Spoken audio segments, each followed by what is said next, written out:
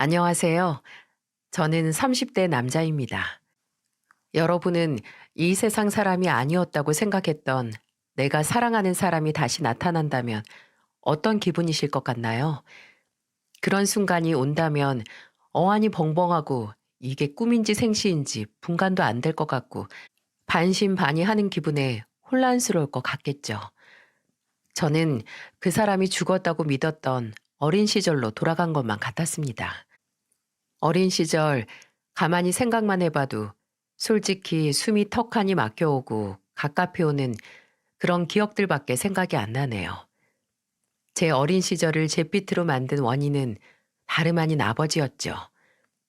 그 당시 아버지는 어린 제 눈으로 봐도 한심하기 그지없고 두렵고 무서울 만큼 증오했던 그런 존재였습니다. 저는 다른 애들 아버지들도 하루 종일 집에만 있는 줄 알았어요. 왜 아버지가 일을 하고 어머니께서 가정을 돌보는 가족이 일반적이잖아요. 근데 저희 집은 아니었어요. 어머니가 나가서 일을 하셔야 했고 또 어머니는 집에 오셔도 할머니를 도와 집안일을 하셔야 했습니다.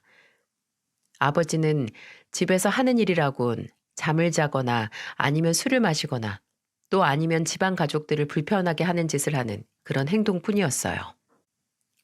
근데 유치원에서나 학교에서나 친구들에게 우리 아빠는 매일 집에 있어 라고 하면 애들은 우와, 좋겠다. 그럼 하루 종일 아빠랑 같이 있을 수 있겠네. 라고 저를 부러워했거든요. 저는 그 말이 도무지 이해가 안 갔죠. 아버지가 계시는 시간은 저나 그리고 어머니에게는 괴로움의 연속이었으니까요. 아버지는 여러모로 문제가 많은 사람이었습니다. 어렸을 때는 정확히 그게 무슨 문제였는지 알 수가 없었죠. 제가 기억하기론 유치원 때였던 것 같네요. 아버지는 제가 어머니와 시장에 갔다 오거나 어머니가 저를 유치원에서 데려오실 때면 집에 온 저를 붙들고 이런 질문을 끊임없이 하셨어요. 창수야, 오늘 네 엄마 누구랑 만났니? 엄마랑 어디 들렀다고 왔어? 어린 제게 그 질문은 영문을 모를 소리였지만 저는 아무 생각 없이 그냥 오늘 오다가 두부가게에 들렸다, 슈퍼에 들렀다가 오다가 놀이터가 보여서 미끄럼틀이랑 그네 타다 왔다. 뭐 이런 말만 했죠. 그럼 아버지는 눈을 가느다랗게 뜨고 또 두부가게 아저씨가 있든 아줌마가 있든 그 가게 아저씨랑 네 엄마랑 친해 보였어? 둘이 무슨 말하든 너 놀이터에서 놀 때 네 엄마는 뭐 했어? 거기서 누구랑 만나진 않았어? 라고 물었어요. 그때는 몰랐지만 조금 더 컸을 때는 아버지가 지독한 의처증이라는 걸 알 수 있었습니다. 이 여편네는 왜 주인이 남자인 가게만 골라서 다니는 거야? 당신 뭐 있어서 가는 거지? 그렇지? 거기 물건 하나라도 더 팔아주면 당신 예쁘게 봐줄까봐 가는 거 아니냐고. 말이 좀 되는 소리를 해. 말이 되는. 그런 회개한 생각할 시간에 나가서 돈을 벌어오든 당신이 마신 빈 술병들 치우기나 해. 하루 종일 쎄 빠지게 남의 건물 청소하고 들어온 사람 붙들고 헛소리하지 말고. 어머니가 억지스러운 아버지의 의심과 불필요한 싸움에 질려 뒤돌면 아버지는 어머니의 머리채를 잡고 바닥으로 내팽겨치셨어요. 큰 소리에 놀라 잠에서 깬 제가 그 광경에 충격을 먹고 그 자리에서 오줌을 싼 적도 있었고 또 한 번은 아버지가 어머니를 발로 차기까지 해서 할머니에게 달려가서 울면서 빌었죠. 할머니, 할머니, 아빠가 엄마 때려요. 근데 손자가 울면서 엄마 좀 제발 살려달라는 말에 할머니는 성가시다는 듯 고개를 흔들면서 뭐라 했는지 아시나요? 그래서 이 힘없는 할미 보고 네 애빌 말리라고? 일 없다. 그리고 네 엄마가 뭔가 잘못을 했으니까 맞는 거야. 너도 네 아버지한테 맞기 싫으면 말 잘 들어. 알았어? 그래서 이미 초등학교에 입학하기 전부터 은연중에 알고 있었던 것 같습니다. 이 집에 나와 우리 엄마의 편은 없다고 말이죠. 아버지란 인간이 어머니를 패다가 패는 게 힘들었는지 지쳐 잠이 들면 저는 쓰러지듯 누운 어머니 곁으로 다가가 부어오르고 터진 어머니 얼굴을 차마 만지지도 못하고 곁에 꼭 붙어서 운 기억이 납니다. 그럼 어머니는 가만히 팔로 저를 감싸 안아주시며 우린 함께 잠들었죠. 아버지가 술을 마신 날에는 상태가 더 안 좋았기에 어머니는 그런 날이면 초저녁 일찍 저를 데리고 동네를 도셨어요. 그때는 우리 아들이랑 데이트나 할까? 하고 제 손을 잡고 나가셨지만 제가 더 큰 다음에는 아마 어머니께서는 아버지가 술을 마셔서 나에게까지 손을 들까 겁이 나 집에 안 들어갈 핑계를 대신 거라고 생각을 했어요. 그런 날에는 어머니와 동네를 세 바퀴, 네 바퀴 돌며 돌아다녔습니다. 그러다가 제가 잘 시간이 돼서 점점 걷는 속도가 느려지거나 고개가 한 번씩 꾸벅거려지면 어머니는 저를 업고 몇 번 더 동네를 산책하셨어요. 저는 그때 어머니에게 업혀서 내 가슴으로 느껴지는 어머니의 온기가 사랑이라는 걸 그 어린 나이에도 알 수 있었어요. 어린 시절 어머니와의 기억은 모두 그랬습니다. 거창하게 뭐 함께 해외여행에 가거나 놀이동산에 가고 맛있는 거 먹으러 다닌 기억은 없지만 어머니가 저를 무릎에 누이시고 귀를 파주다가 제가 간지럽다고 움직이면 한 번씩 콧잔등을 툭툭 건들면서 가만히 라고 하시거나 또 다리 사이에 앉히시고 손톱 발톱을 깎아주시며 손가락은 딱 엄마 손이랑 닮았다라고 기분 좋게 말씀하시는 목소리를 듣는 그런 기억들이었어요. 어머니와 저는 서로에게 살아갈 희망이자 힘이 되었지만 그 힘도 오래가지 못했어요. 제가 9살 때 어머니는 아버지와의 싸움 속에서 처음으로 이혼이라는 단어를 내뱉으셨습니다. 나 더 이상 집에서 돈 벌어오는 가축 취급당하면서 못 살아. 차라리 갈라서 자, 갈라서. 흥, 야, 너 똑바로 얘기해봐. 너 남자 있는 거 맞지? 그렇지? 그러니까 이렇게 바로 이혼하자는 소리가 쉽게 나오는 거 아니야? 그 남자랑 새 살림 차릴 생각에 미쳐서. 작작 좀 해라 인간아. 쉽게? 나 너 같은 인간이랑 10년 가까이 살았어. 이 정도면 어렵게 결정한 일이지. 내가 등신이라서 그나마 너랑 이렇게 얼굴 보고 오래 산 거야. 다른 여자들 같았으면 절대 안 참아. 같이 살 남자가 없고 나가서 살 집이 없어도 너 같은 거랑 못 살겠으니까 갈라서 자고 제발. 어머니는 아버지에게 이혼을 요구하셨고 아버지는 어디 이혼해서 혼자 살아보라고 했지만 어처구니가 없는 건 어머니가 창수는 내가 키운다라고 하자 갑자기 입에 개거품을 물면서 네가 뭔데 내 아들 데리고 나가 산다는 거냐 이러면서 발악을 했다는 겁니다. 참 어이가 없었죠. 이제 와서 내 아들? 단 한 번을 놀아주지 않고 내게 동화책 하나도 읽어준 적 없는 인간이 본인이 직접 번 돈으로 저를 먹여 살린 적도 없는 인간이 무슨 내 아들인가요? 이제와 생각해보면 어머니를 붙잡아 두기 위한 뻔하고 비열한 수작이었던 거죠. 심지어 할머니까지 합세를 해서 이혼한 여자가 무슨 수로 애를 먹여 키우고 입힐 거야. 너 창수 데려갈 생각이면 아예 이혼은 꿈도 꾸지 마라. 알아들어? 라고 하셨어요. 그 시절의 기억이 모두 나는 저는 제가 그때부터 엄마가 나를 버리고 이혼을 택할 수도 있겠다라는 불안감에 휩싸여 살았습니다. 그래서 그런지 어머니는 이혼을 포기한 것처럼 보였고요. 근데 이혼 이야기가 나오고 나서 아버지와 할머니는 어머니를 더 지독하게 못 살게 했어요. 어린 제 눈에도 보일 정도로 심하게 말이죠. 아마 네 새끼랑 헤어지는 거 무서워서 이혼도 못할 건데 뭐하러 인간 대접을 해주냐라는 식으로 생각했던 게 아니었나 싶네요. 그러니 어머니께서 끝내 그런 결정을 하셨던 게 지금 생각해보면 이해가 가고 이상하지 않을 일이었으니까요. 지금도 기억이 납니다. 어머니께서 울면서 이제 정말 끝이라고, 이혼이라고, 나는 벼랑 끝이라서 더는 갈 곳이 없다고, 뭐든 좋으니까 나 좀 놔달라고 소리를 지르는 모습이요. 좁게 열린 방문 틈 사이로 어머니는 바닥에 꿇어앉아서 아버지와 할머니가 부르는 대로 종이에 받아 쓰시고 있었어요. 아버지는 너 이혼하고 창수 곁에 얼씨만 해봐라.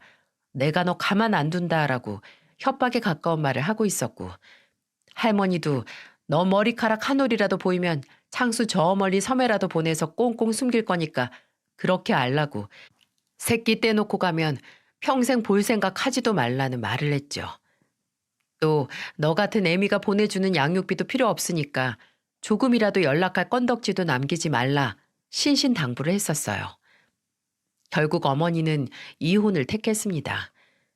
저를 보고 안 보고가 중요한 게 아니라 이미 어머니는 한계에 도달해 있었고 당장 본인을 위해서 내린 선택이었어요. 하지만 그때 고작 초등학교 2학년이었던 제가 그걸 고려할 수 있을 리가 없었네요. 어머니가 이혼을 결심한 이후로는 행여 저도 모르는 사이 어머니가 집을 나갈까 학교도 안 가려고 하고 집에서 어머니가 화장실만 가도 옆에 붙어서 떨어지지 않았어요. 그럼 어머니는 저를 가만히 보다가 우시거나 제게 창수야, 엄마가 뭐라고 했지? 우리 창수는 귀한 엄마 아들이라고 했지?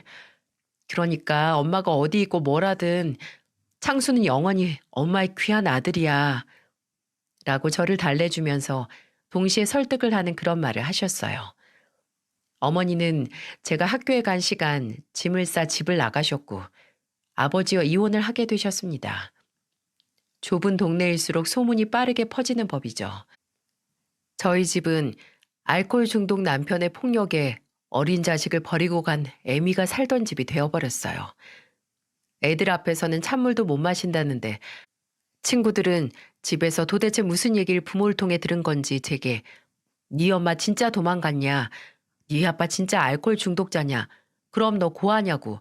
왜 네 엄마는 널 버리고 간 거냐? 라는 잔혹한 말들을 쏟아냈어요. 그럴 때마다 저는 울면서 집으로 돌아갔었고 늘 그렇듯 그 시간까지 집에서 퍼질러 자던 아버지를 깨워서 물었어요. 우리 엄마 어디 갔냐고. 엄마랑 함께 살고 싶다고 말이죠. 그리고 제가 꺼이꺼이 울면서 어머니께 데려다 달라 하면 아버지는 제게 닥치는 대로 뭐든 집어던지셨어요. 듣기 싫다고요. 이럴 거면 왜 본인이 데리고 산다고 한 건지. 저도 시간이 많이 흐른 지금 하나의 아버지지만 세상에 정말 부모 자격 검사가 필요한 것 같습니다. 그러다 제가 11살이 되던 해 아버지께서 술이 거나하게 취한 채로 그러셨어요. 네 엄마 죽었다고. 네 외할머니한테 연락이 왔다고 말입니다. 저는 아버지의 옷자락을 붙들고 그럴 리 없다며 현실을 부정했지만 아버지는 도리어 제 손을 쳐내면서 말했어요. 네가 네 애미 잘 붙들고 살았으면 이런 일도 없었어. 그러게 왜 끝까지 못 잡았냐? 아빠, 나 엄마한테 데려다 줘요. 우리 엄마 장례식에 데려다 달란 말이에요. 야, 아서라 아서. 이미 며칠 전에 끝난 네 엄마 장례식 지금 갔다가 생판 모르는 인간들 장례식 구경만 하고 오지. 네 외할머니란 사람이 지 딸 장례식에 나나 너 오는 거 싫어서 늦게 말했나 보다. 교통사고로 세상을 떠났다는 우리 어머니. 그래도 언젠가 만날 수 있을 거라고. 아버지와 할머니한테서 벗어나면 꼭 어머니와 단둘이 살 거라고 다짐하고 그날만을 믿고 버텼던 지난 2년간의 시간이 돌아가신 어머니와 함께 세상에서 증발해버렸어요. 2년 동안 어머니를 원망하지 않았던 건 아니었어요. 나 하나 돌봐주지 않는 이런 집구석에 나를 두고 갔다 하면서 울면서 잠드는 날을 두 손 두 발 다 써도 모자랄 만큼 많았어요. 그리고 그게 행여 내가 어머니를 원망했던 마음 때문에 어머니가 벌을 받은 건 아닌지 불안하고 죄송스러워서 울다 잠드는 날로 바뀌었고요.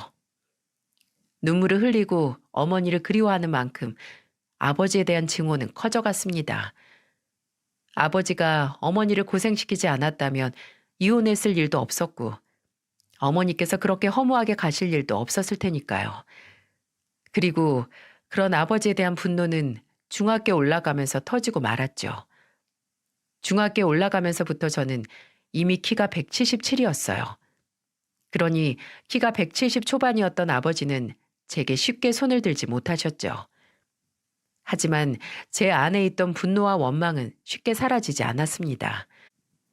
어디든 풀고 싶어서 질 나쁜 애들과 어울려서 담배를 배웠고 술을 배웠고 또 싸움을 하며 에너지를 방출했어요. 정말 웃긴 게 제 비행이 시작되자 아버지가 제게 처음으로 애비 노릇을 하려고 했던 겁니다. 제 방에서 담배곽이 나오면 너 이거 어떻게 된 거냐고, 어린 놈이 무슨 담배냐 잔소리를 하고, 또 싸움을 하고 얼굴에 상처들을 붙이고 들어오면 어디서 그런 거냐고 따져 묻는 겁니다. 그럼 저는 그때 아버지 눈앞에서 피식 웃으며 대답했죠. 내가 뭘 보고 배워서 이러겠어요? 다 아버지 닮아서 이러고 다니는 거겠죠? 그 아빠의 그 아들 맞죠? 그 말을 들은 아버지 얼굴은 처음으로 우리 엄마를 때리고 날 때리던 괴물의 얼굴에서 인간적인 얼굴을 찾은 것 같았죠. 그 후에도 제 비행은 끝나지 않았습니다. 제가 밖에서 질 나쁜 친구들과 돌아다녔던 건 단순히 제 화를 분출하려고 했던 것만은 아니었어요. 그냥 그 집에 있기가 싫어서 밤늦게까지 밖을 배회하다가 그런 애들을 만난 거죠. 지금 이렇게 말하는 것도 떳떳하지 못하고 정말 부끄럽습니다. 철이 없었던 시절이라고 해도 그때 제가 저지른 잘못들은 용서받을 수 없을 거고, 제가 평생 가슴의 죄책감으로 등에 짊어진 십자가로 가지고 가야 할 기억이겠죠. 그중 하나가 약한 아이들의 돈을 뺏고 가게에서 물건을 훔쳤던 기억인데, 그때 학교 선생님께 걸리거나 경찰서에 가면 전 늘 이 말을 했었어요. 저희 아버지가 10년이 넘게 돈을 안 벌어와서 저희 집에 돈이 없어요. 그래서 돈이 없어서 그랬습니다. 죄송합니다. 어디서 가져오는 건진 모르겠지만 제 학비는 어떻게든 구해도 생활비를 벌지 못해 제게 용돈 한번 쥐어주지 않았던 만천하의 아버지를 고발한 거죠. 그리고 아버지가 학교나 경찰서에 불려와서 선생님들과 경찰분들 얘기를 들은 아버지의 표정이 가관이었죠. 제 계속되는 비행에 처음에는 윽박을 지르고 욕을 하고 다시 한번 폭력을 가하려던 아버지가 나중에는 본인이 뭘 어떻게 하면 네가 그만둘 거냐고 애원을 하더군요. 창수야, 내가 너나 떠난 네 엄마한테 잘못을 한 건 안다. 알어. 근데 너 언제까지 이럴 거냐? 대체 언제까지 이렇게 막 나갈 거야? 나 좀 제발 살려주라. 어? 아버지는 엄마가 내가 제발 그만 때리라고 했을 때 그만뒀었어요? 상관 마세요. 언제부터나 아들 취급했다고 이제 와서 부모 행세해요? 적응 안 되니까 제발 내 인생에서 신경 끄시라고요. 지금 와서 생각을 해도 참 자기 파괴적인 복수였습니다. 제가 망가지고 사고를 치면서 아버지에게 복수를 한 거죠. 지금도 그때가 후회되긴 하지만 그래도 아버지가 정신을 차리긴 했네요. 아마 그맘때쯤 할머니께서 돌아가셔서 더 그랬을 겁니다. 뭔가를 느낀 건지 아니면 아버지께서도 나이 들어서 이렇게 살면 안 되겠다 철이 든 건지 모르겠지만 어느 순간 집안에 질비하던 빈 술병이 자취를 감추더니 나가서 일을 시작하셨어요. 일용직 사무실에 나가신 건지 노가다 일을 뛰며 생전 처음으로 생활비를 벌어오셨죠. 월급날에는 신발장 위에 나름 용돈이라고 제게 몇만 원을 두고 가셨는데 거기 옆에 전단지를 쭉 뜯어서 쓴 메모가 함께 놓여 있었습니다. 남의 돈 뺏지 말고 아버지 돈 뺏어다 쓰라고요. 그렇게 고등학교에 올라가면서부터 제 비행도 서서히 끝났습니다. 딱히 아버지와의 앙금이 풀어져서 그런 건 아니고 가정에 이런저런 문제가 있는 분들은 아실 겁니다. 그런 문제는 해결이나 대화로 풀지 않으면 그저 무뎌지더라고요. 그게 내 인생의 일부분이라는 걸 받아들이게 되는 거죠. 아버지에게 고통을 주려고 이렇게 살아봤자 어차피 손해보는 건 나라는 생각이 들었고 늦게나마 다시 착실히 학교에 다니며 아버지로 인해 제 학창 시절까지 잿빛으로 만들고 싶지 않았어요. 이미 어린 시절이 그 인간으로 인해 잿빛이었으니까요. 하지만 고등학교 때 늦게 연필을 쥐고 교과서를 들이파도 대학에 갈 성적은 안 나오더군요. 어차피 졸업을 하면 바로 돈을 벌 생각을 하고 있기도 했지만 그래도 제 또래가 하는 경험들을 저는 못한다는 생각에 아쉽기도 했습니다. 그래도 앞으로 내 스스로 돈을 벌어서 내 인생을 살겠다는 목표 하나로 평일 주말 가리지 않고 닥치는 대로 일을 했어요. 그리고 군대 갔다 오고 나서 독립을 했죠. 드디어 아버지와 따로 살게 된 겁니다. 자취를 시작하고 나서 저는 경기도에 위치한 중소기업 소재 공장에 취업을 해 새롭게 일을 시작했습니다. 이사를 했으니 좀 더 새로운 마음으로 새로운 곳에서 시작을 하고 싶었고, 원룸이지만 독립을 하게 되니 이곳저곳에서 일하지 않고 안정적으로 한 곳에서 일하고 싶었거든요. 그리고 그곳에서 정말 제게 마음의 안정을 주는 안식처와도 같은 사람을 만나게 됐습니다. 바로 지금의 제 아내였죠. 저희는 비슷한 경험과 삶의 굴곡 때문에도 빨리 가까워질 수 있었어요. 왜 비슷한 상처가 있는 사람들은 서로 안다고 하잖아요. 아마 처음부터 서로의 눈에서 나와 같은 슬픔을 발견한 건지도 모르겠습니다. 아내 아버지께서는 일찍 심장마비로 인해 갑작스럽게 가족들을 떠나시고 장모님께서 홀로 아내와 처남을 키우셨어요. 아내는 남매를 위해 몸이 부서져라 일하시는 어머니의 짐을 조금이라도 덜어드리고자 고등학생 때부터 아르바이트를 했는데, 처남은 그저 어머니와 누나의 희생을 당연히 여겼었죠. 집에 이런 요주 인물은 다 하나씩 있잖아요. 처남이 바로 그런 존재였던 거죠. 그래서 솔직히 저는 처음에 처남을 봤을 때부터 마음에 들지 않았습니다. 이상하게 저희 아버지와 겹쳐 보였거든요. 물론 그때야 페인트 공장에서 일하시며 경제활동도 하시고 그동안 안 하고 못했던 아버지 노릇을 하려고 노력은 하셨지만, 그래도 이미 제 머릿속에 박힌 상처는 지워지지 않았어요. 저는 정말 평생을 아버지와 같은 사람이 되지 않기 위해 고군분투하면서 살았거든요. 내가 사랑하고 그리고 나를 사랑해주는 사람들에게 상처 주지 않고 내가 받는 사랑을 당연하게 생각하지 않는 그런 책임감 있는 인생을 살기 위해 포기한 것도 많았어요. 결혼도 조금이라도 더 준비된 상태에서 하기 위해 미루고 미루다가 연애한 지 5년 만에 했고, 결혼 자금을 모으느라 다시 부업을 시작하기도 했어요. 특히나 돈 문제로 아내를 고생시키고 실망시키고 싶지 않았습니다. 근데 참, 인생은 어쩌면 모든 과정을 헤쳐나가기 위한 돈을 모으는 여정이 아닌가 싶을 정도로 매 순간순간이 돈이더라고요. 결혼을 하고 나서 시골리고 신혼집 구해서 둘이서 살 수 있는 둥지를 틀고 숨 좀 돌릴만 하니 저와 아내가 30이던 해 아내가 임신을 하게 됐습니다. 제가 아빠가 되고 우리가 부모가 된다는 소식에 단정 깊은 곳에서 설렘과 기대로 벅차오르더라고요. 그리고 부모가 된다는 생각에 불안하기도 했고요. 나 자신이 속이 꽉 차고 안정적인 사람이 되는 것도 중요하지만, 그것보다도 당장 그때까지 일하던 공장에서 더 이상 일할 수 없다는 결론을 냈습니다. 연봉도 몇 년째 동결해 그 월급으로는 아무래도 새 식구 살림이 빠듯할 것 같았거든요. 그래서 그때 생전 처음으로 커다란 모험을 하게 됐어요. 대출을 받아서 요식업에 도전을 한 거죠.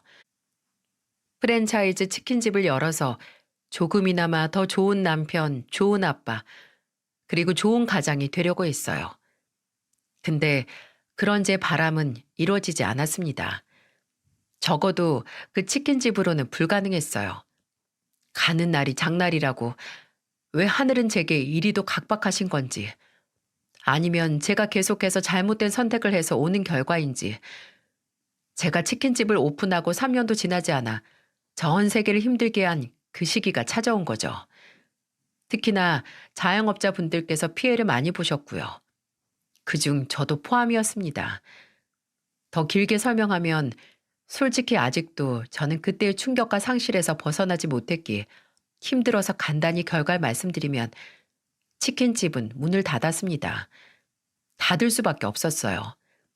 그것도 끝에는 이리저리서 대출까지 당겨서 버티다가 신용불량자가 되기 직전에 포기를 했어야 했으니까요. 1금융권에서 대출을 받다가 이미 신용점수가 바닥을 쳤고 더 이상 빌릴 곳이 없어서 2, 3금융권에서도 돈을 빌렸습니다.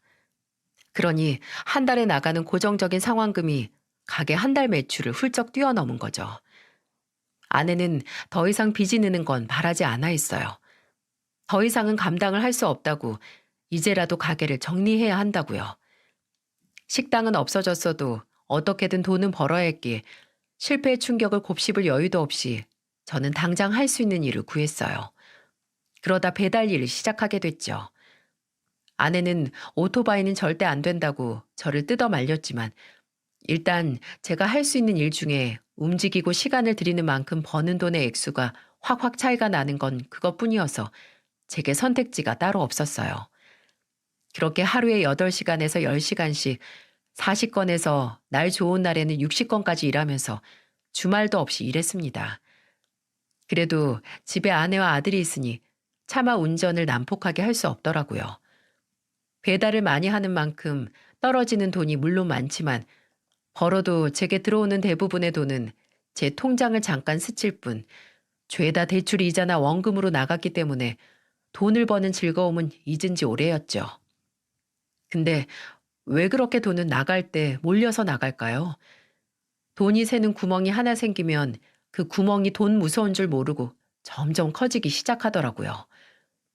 그맘때쯤 아버지께서 연락을 해오셨어요. 병원인데 정말 미안하다고. 병원에서는 가족에게 연락을 하라고 하는데 도무지 생각을 해도 연락할 가족이 너밖에 기억이 안 난다고 와줄 수 있냐고 말입니다. 아버지와는 제가 학생 때보다 사이가 좀 나아지긴 했지만 그래도 살갑고 반가운 관계는 아니었거든요. 근데도 병원이시라니 철렁하더라고요. 그래서 그날은 일도 적고 입원해 계시다는 병원에 갔는데 아버지께서 폐암이시랍니다. 심지어 초기 중기도 아닌 말기. 그날 병원도 호흡 증상으로 인해 쓰러져 실려오신 거라는데 아버지는 이미 본인의 몸이 어떤 상태인지 알고 계셨기에 더 충격이었죠. 너나 선영이한테는 알릴 수가 없어서 말한다고 뭐가 나아지겠냐. 나아지긴 뭐가 나아져요. 치료해서 이렇게 되기 전까진 막을 수 있었겠죠. 미안하다. 난 짐을 주기 싫어서 내가 어떻게 너한테 아픈 나 좀 알아달라고 도와달라고 하겠어. 아버지의 마음이 아예 이해가 안 된 건 아니었지만 그래도 제 속이 복잡하고 속상했어요. 과거 제게 했던 잘못이 미안해서 속에 있는 병을 키워왔단 얘기를 듣고 자식인 제가 무슨 말을 했어야 할까요? 일단 따지기 전에 뭐든 할 수 있는 조치를 해야겠다고 생각을 했고 아내와 상의 끝에 아버지를 암 환자 전문 호스피스에 보내게 됐습니다. 첫날 입원 수속을 마친 아버지는 본인이 마지막까지 쓸 침대에 앉아 말씀하셨어요. 장수야, 내가 정말 너한테 미안하다고 수천 번 말해도 모자른 거 안다. 그리고 고맙다고 몇 번을 해도 모자랄 거야. 못난 애비 모른 척 지나가면 그만인데 끝까지 버리지 않고 안 그래도 너 요새 힘들어서 그 오토바이 운전까지 한다는데 뭐하러 지금 그런 소리를 하세요. 하지 마세요. 그냥 지금은 아버지 몸 나아지는 거 그것만 생각하세요. 그래, 고맙다. 아휴, 네 엄마도 지금 너 보면 참 아니다. 지금 와서 뭐 하겠냐? 너 바쁘면 그만 가봐라. 나 혼자 짐 정리할 수 있으니까. 사람이 갈 날이 다가올수록 과거 후회되는 일만 기억이 나고 미안함이 있는 사람에 대한 기억이 떠오른다고 하는데 그때는 아버지도 그렇게 시한부 판정을 받고 나서 본인이 죄를 짓고 미안한 어머니를 떠올리는 날이 맞나 싶었어요. 어머니 얘기를 좀 자주 하시기 시작했거든요. 네 엄마 생각 안 나냐? 엄마한테 하고 싶은 말 있냐? 아버지가 들어줄 테니까 해봐라. 등등 말이죠. 저는 듣기 싫다고 하고 싶은 말도 없다고 했어요. 그냥 아버지가 얼마나 후회를 하든 어머니를 입에 올리는 게 괜히 싫었거든요. 그래서 포기를 못하고 어머니 얘기를 하는 아버지에게 죽을 때 되니까 죽은 사람 생각이 나냐고 그만하라고 뾰족한 비수를 날리기도 했고요. 근데 그게 단순히 후회 때문만이 아니었더라고요. 끝이 없이 매달 고정적으로 나가는 대출 이자와 원금, 세 식구 생활비, 이제는 아버지가 계신 호스피스 입원비까지. 이건 밑 빠진 독에 물을 붓는 것보다 버거운 일이었어요.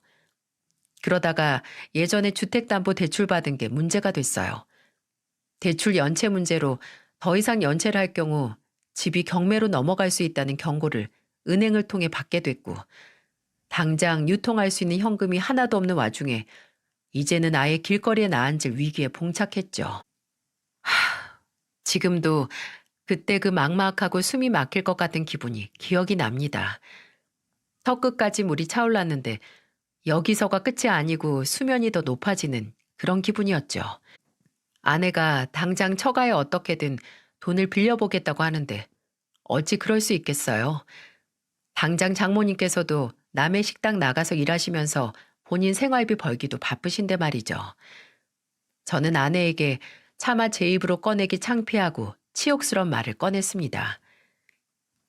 여보, 이런 말 당신이나 우리 성민이한테 너무 미안하고 면목 없는데, 성민이 돌반지 있는 거 전당포에 맡겨서 당장 급한 만큼만 현금을 구해보는 거 어떨까?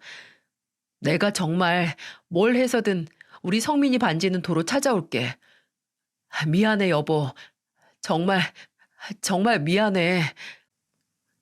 아들의 돌반지까지 전당포에 맡기게 된 제가 차마 고개도 못 들고 아내에게 사과를 하니, 아내는 제 등을 안아주면서 당신이 뭐가 미안하냐고, 미안할 거 하나 없다고, 다 우리 셋이서 살려고 이러는 건데 우리 성민이도 이해해 줄 거라고 저를 위로해 주는데 비참한 마음은 사그라들지 않았습니다.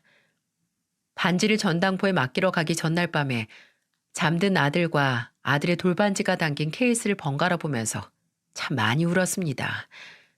그렇게 증오하던 무능한 내 아버지와 내가 뭐가 다른가 싶더라고요. 평생 가족을 고생시킨 아버지와 본의 아니지만 노력을 했음에도 가족인 아내를 힘들게 하는 제가, 어린 아들의 돌반지마저 뺏어서 돈으로 바꾸는 아버지인 제가 뭐가 다른가 하고요. 한참을 아들을 들여다보고 미안하다고, 아빠가 미안하다고 되뇌인 뒤에 새벽에 잠자리에 들렸는데 전당포 가기 전 필요한 돈이 얼마인지 계산을 해보려고 제가 통장에 남은 돈을 확인하려고 했을 때였어요. 도저히 납득이 안 되는 금액이 제 통장에 버젓이 찍혀 있는 겁니다. 그 금액은 무려 1억.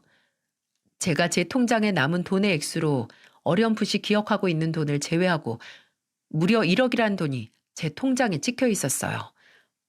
저는 제가 아들의 돌반지를 도저히 전당포에 맡길 용기가 없어서 꿈을 꾸는 줄 알았습니다.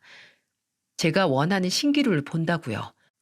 근데 몇 번을 휴대폰 은행 어플을 껐다 켜고 제 눈을 비벼도 그 금액은 달라지지 않았어요.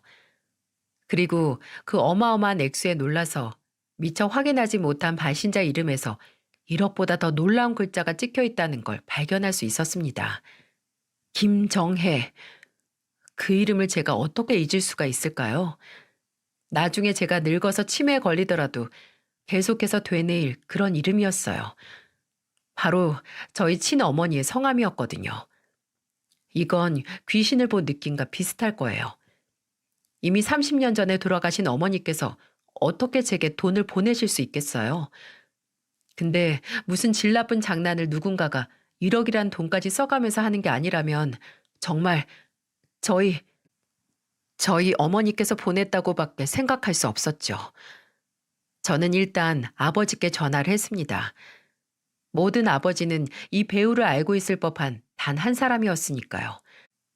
모두가 잠든 새벽, 아버지는 잔뜩 잠긴 목소리로 전화를 받으셨어요. 여보세요. 장수냐? 갑자기 무슨, 지금 몇 시길래? 아버지, 괜히 거짓말할 생각하지 말고 똑똑히 말씀해 주세요. 혹시 아버지가 저한테 어머니 이름으로 돈 보내셨어요? 아니면 아버지 주변 사람들 중에 어머니 이름으로 저한테 돈 보낼 사람 없죠? 없겠죠?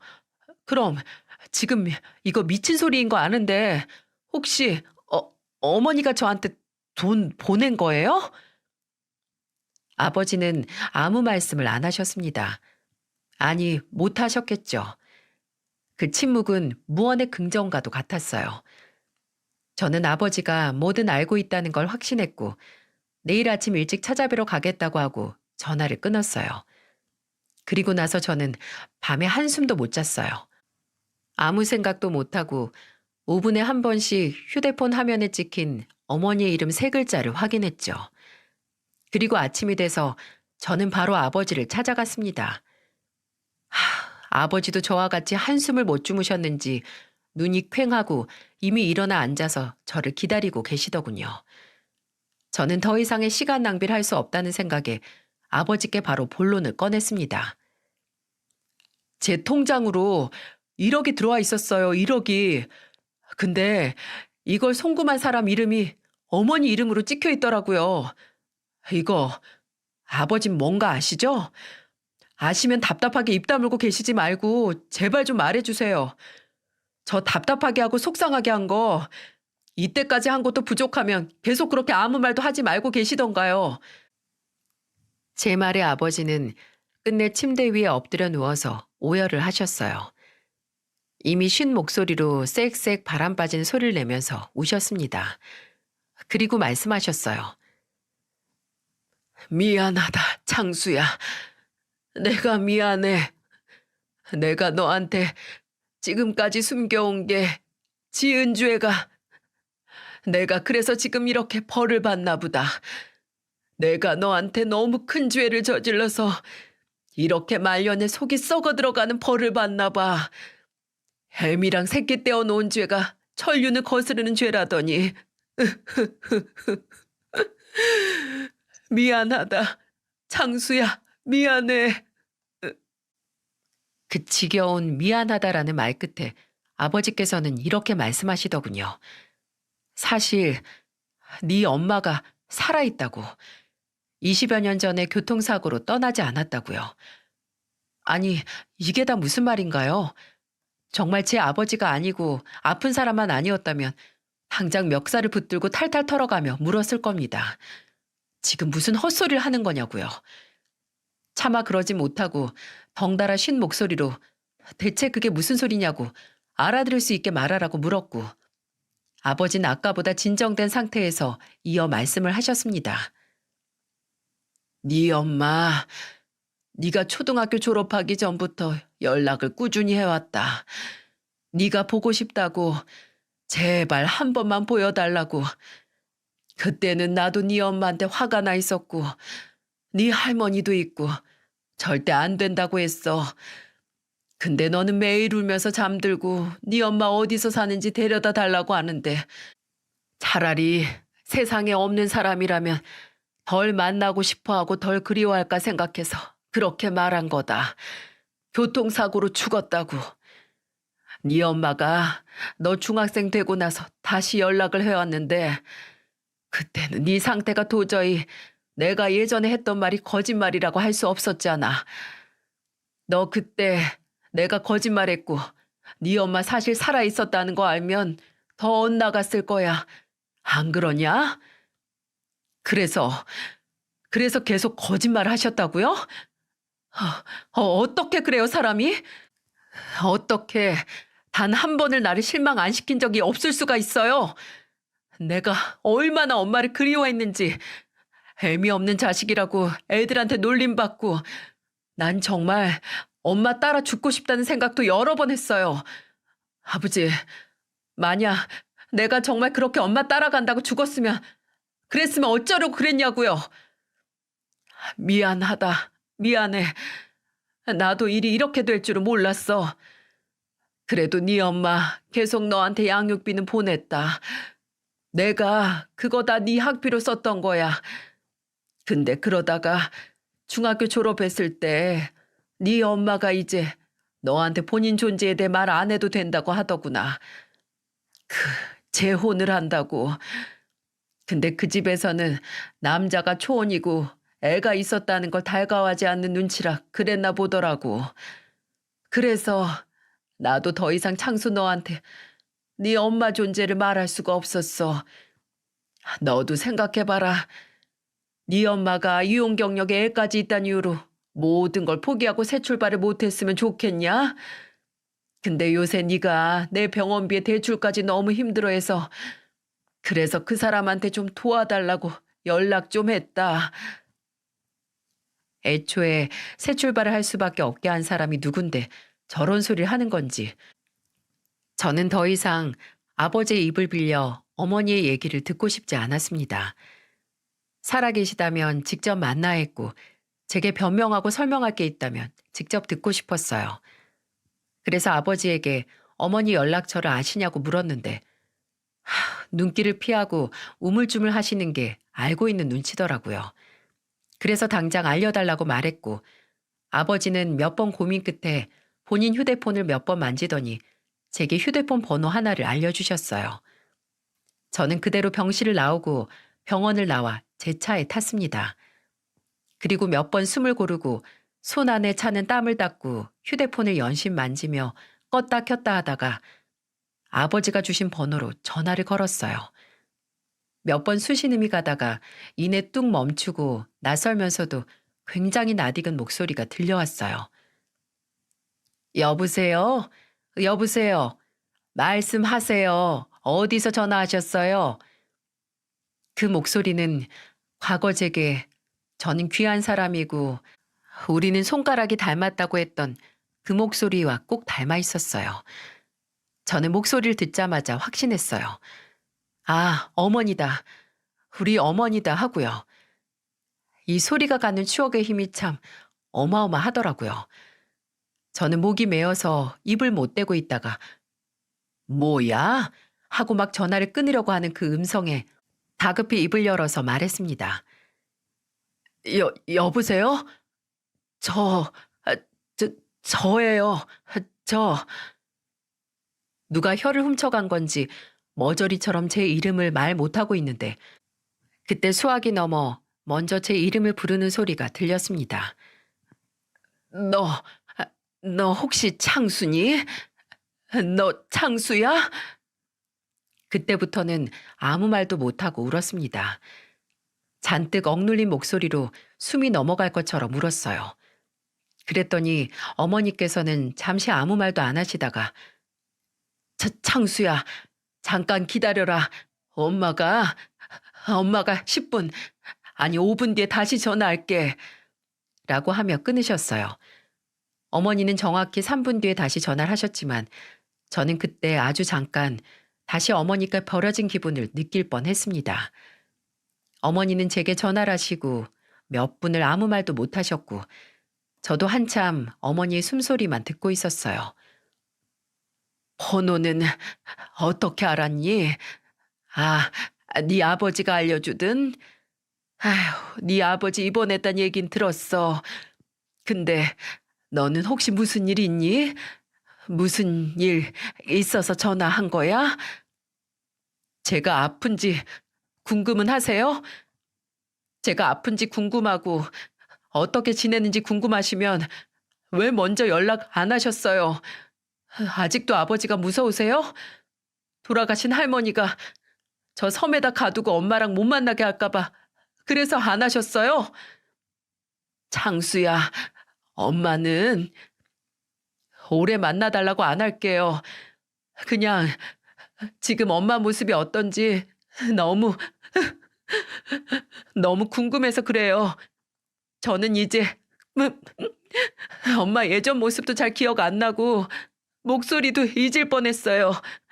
그러니까 제발 딱 5분이라도 좋으니까 저한테 얼굴 보여주시면 안 돼요? 저 좀 만나주시면 안 돼요? 어머니는 몇 초간의 침묵으로 저를 고문하셨어요. 하지만 이내 그래, 그럼 이번 주 주말에 시간 정해서 만나자. 엄마도 창수 보고 싶어 라고 말씀해 주셨죠. 그 전화를 한 게 수요일이었는데 남은 목금토를 어떻게 보냈는지 모르겠네요. 제게서 얘기를 전해들은 아내는 행여 제가 정신이라도 팔았다가 사고가 날까 걱정된다고 일도 못 나가게 할 정도였죠. 그리고 어머니와 약속을 했던 일요일, 제가 어머니가 사시는 동네에 간다고 했었지만 어머니께서는 굳이 제가 사는 곳에서 가까운 곳으로 오신다고 하셨어요. 약속된 시간보다 20분이나 일찍 도착해서 카페에 혼자 덩그러니 앉아 어머니를 기다리는데 어머니께서는 약속 시간보다 10분 정도 일찍 나오셨더라고요. 그렇게 오랜 시간이 지났어도 저는 알 수 있었어요. 저 멀리 카페 안으로 들어오는 분이 저희 어머니라는 걸. 귀신도 아니고 환영도 아니고 정말 그동안 같은 서울에서 같은 공기를 마시며 살고 있으셨던 우리 어머니라는 걸 말이죠. 저는 자리에서 일어나 천천히 저를 발견해서 다가오시는 어머니를 향해 다가갔습니다. 그러다가 다리에 힘이 풀려서 볼썽사납게 주저앉았어요. 근데 제가 주저앉으니 마치 오래전 어머니를 향해 달려가다가 넘어졌을 때 제게 와서 괜찮은지 안 다쳤는지 봐주시던 때처럼 어머닌 제 이름을 부르며 빠른 걸음으로 다가오셨어요. 장수야, 괜찮니? 아유, 갑자기 왜 넘어져, 왜? 이리 봐. 저는 그 순간 저를 9살짜리 어린아이로 만드는 어머니의 목소리에 눈물을 흘렸습니다. 제가 정말 많은 거 바란 게 없었어요. 그냥 어렸을 때부터 그 지옥 같은 집구석이라도 어머니와 함께라면 다 괜찮았거든요. 어디든 어머니만 있다면 이겨낼 수 있었기에 그냥 어머니만 저를 떠나지 않길 바랐어요. 저는 본인보다 더 큰 제 어깨를 감싸 안고 일으켜 세우려는 어머니의 손을 잡고 말했습니다. 괜찮아요. 이제 괜찮아요. 어머니와 마주 앉아서 한동안 무슨 말을 꺼낼 수가 없더라고요. 아니, 분명 하고 싶은 거 묻고 싶은 게 수천 가지인데 왜 입 밖으로 나오질 않는 건지. 그러다가 가장 신경 쓰이고 죄송하던 이야기를 꺼냈어요. 이렇게 오랜만에 연락한 게 아버지가 제가 돈이 없다고 도와달라고 한 연락이라서 죄송해요. 그런 말 하지 마. 그래도 네 얼굴 봐서 엄마는 너무 좋고 너도 엄마 보고 싶어 했다니 다행이구나 싶은데 보고 싶지 않은 적이 없어요. 그냥 왜 먼저 연락을 안 하셨는지 어머니야말로 내가 안 보고 싶었던 건 아닌지 궁금했어요. 장수야, 이 엄마가 재혼한 건 알고 있지? 근데 그 같이 사는 아저씨가 엄마한테 과거가 있다는 걸 좀 탐탁지 않게 생각했어. 그래서 혹시 엄마한테 함부로 됐어요? 아니, 아니, 그건 아니야. 그냥 언급하는 걸 불편해한 거지. 그런 점만 빼면 참 괜찮은 사람이야. 그래서 엄마가 그 사람한테 우리 창수 얘기를 할 수가 없었어. 미안하다, 창수야. 정말 미안해. 엄마가 엄마 살기 급급해서 너한테 큰 상처를 준 것 같아. 제 존재가 어머니 재혼에 확실한 회방이라는 게 씁쓸하긴 했지만 그래도 20년 만에 만난 어머니의 표정이 비교적 좋아 보여서 다행이라는 생각이 들었어요. 대화 도중 어머니께서 제게 보내준 1억이 어머니께서도 여기저기 연락을 해서 만든 돈이라는 걸 알게 됐죠. 저는 죄책감에 어머니 앞에서 고개를 들 수 없었는데 어머니는 그런 제 정수리를 빤히 보시더니 걱정 말라고 엄마가 우리 아들 위해서 못할 일은 없다고 하시며 앞으로 얼마가 됐든 엄마한테 먼저 말하라고 하시더라고요. 그렇게 한창 안부를 주고받다가 저는 불현듯 이렇게 물었습니다. 엄마, 혹시 저랑 결혼한 사람이랑 엄마 손주 만나 보실래요? 여기 근처에 주차해서 있는데 엄마 불편하시면 그냥 안 부르고요.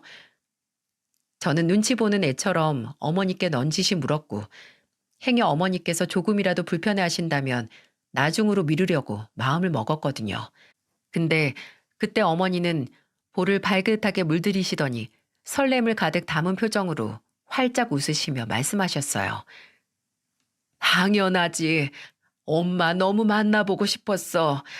창순이가 벌써 애 아빠라고? 저는 그런 어머니의 표정에 안도의 한숨을 내쉬며 차에 있을 아내에게 전화를 했습니다. 한 걸음에 아들을 안고 온 아내는 어머니처럼 설레는 얼굴로 인사를 했습니다. 긴장을 했는지 고개를 아주 땅에 박을 것처럼 숙여서 인사를 하느라 아들이 쓰고 있던 모자가 벗겨지기까지 했어요. 아, 안녕하세요. 이선영입니다. 그리고 얘는, 아유, 알지, 알지. 우리, 우리 새아기 선영이랑 우리 손자 성민이. 성민아, 나 누군지 알겠어? 나 우리 성민이 할미인데, 할미. 어머니는 손자의 작은 손을 잡아 악수를 하시는 것처럼 위아래로 흔들며 인사를 하셨고 아내를 꼭 안아주셨습니다. 그렇게 넷이 앉아서 내리 얘기만 했어요. 제가 졸업을 하고 해왔던 일이나 만났던 사람들, 아내를 어떻게 만났고 우리 성민이가 지금 좋아하는 음식, 혈액형 같은 소소한 것까지요. 어머, 성민이도 벌써 빵만 먹으려고 하니? 우리 창수도 그랬어. 애가 얼마나 빵만 찾았는지. 정말요? 저 만날 때만 하더라도 밀가루는 입에도 안 대서 몰랐어요. 아, 입맛은 바뀌니까요. 중학생 때부터 밀가루 먹으면 속이 좀 답답해서 잘 안 먹어요. 아유, 엄마가 몰랐네. 우리 아들 식성 바뀐 거. 시간이 많이 흘렀으니까요. 서로 모르고 산 만큼 모르고 산 것도 많겠죠. 이렇게 대화 도중 어쩔 수 없는 세월의 벽에 가로막히는 말이 나오면 좀 씁쓸하긴 했지만 반대로 그만큼 기대가 되기도 했습니다. 그만큼 새롭게 서로 나눌 이야기가 많다는 거잖아요. 저는 어딘지 슬퍼 보이는 어머니께 말했어요. 모르고 산 만큼 더 많이 만나고 많이 대화하면 충분히 서로 알 수 있겠죠. 그래도 피로 이어졌는데, 그죠? 제 말에 어머니는 다시 미소를 되찾으셨어요. 그리고 물론 그렇다고 엄마가 우리 창수 더 알기 위해 노력할 거라고도 하셨죠. 그리고 그런 어머니의 각오는 현재 진행형입니다. 지금도 저와 단둘이 어쩔 때는 아들과 아내와 함께 만나서 식사도 종종 하고 저희 집에 초대해서 어머니께서 손자를 봐주시기도 하고요. 그리고 지난해 12월에 아버지께서 돌아가셨을 때도 어머니께서 제 곁을 지켜주셨어요. 아버지에 대한 어머니의 원망은 저보다도 더 깊을 거라서 어머니께 굳이 안 오셔도 된다고 했지만 어머니는 이제 굳은 일은 제게만 맡기지 않겠다며 3일 내내 제 옆에 오셨습니다. 근데 사실 아직 어머니 현재 가족에게는 제 존재에 대해 알리지 않았어요. 제 예상보다도 더 어머니와 함께 사신 아저씨가 제 존재에 대해 달갑지 않게 생각하시나 봐요. 근데 솔직히 말해 신경 쓰이지 않습니다. 어머니께서 가족에게 비밀을 만들어서 불편해 하시는 것만 빼면 어머니에게 있어서 제 존재를 그 가족들에게 인정이나 확인을 받아야 하는 건 아니니까요. 뭐가 어쨌든 어머니께서는 제 어머니일 테고 저는 어머니 아들인 건 변함이 없을 거라 믿어요. 얼마 전 2월 초에 있던 제 생일날에도 어머니께서 손수 미역국에다가 갈비찜 그리고 닭발에 모래집 볶음을 해주셔서 다 같이 푸짐하게 먹었습니다. 제가 성인이 되고 아니 9살 이후에 어머니께 처음 받아보는 생일상이었는데 이제는 제가 어머니 생일상을 차려드려야죠. 앞으로 몇 번이 남았는지 알 수 없지만 이 자리를 빌어서 남은 어머니의 생일날마다 제가 함께 할 거라는 걸 다짐하고 싶습니다. 이야기를 들어주신 여러분들께 감사드립니다. 올 거라 생각하지 못했던 제 회인 만큼 더 소중하게 이 관계를 지켜내 나가야겠습니다. 부디 혹시라도 사랑했던 사람과 어쩔 수 없이 이별을 해서 재회하지 못하신 분들이 계시다면 제 사연을 듣고 제 행운을 가져가셨으면 좋겠습니다.